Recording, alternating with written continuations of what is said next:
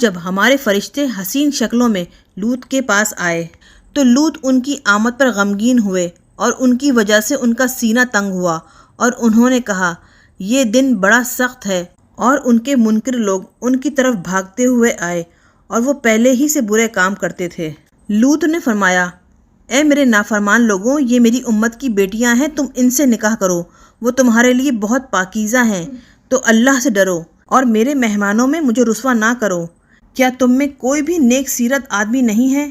وہ بولے بے شک آپ جانتے ہیں کہ آپ کی قوم کی بیٹیوں کے بارے میں ہمارا کوئی دعویٰ نہیں،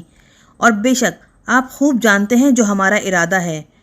لوط نے فرمایا کاش تمہارے مقابلے کی مجھ میں قوت ہوتی، یا میں پناہ لوں کسی مضبوط جائے پناہ کی طرف۔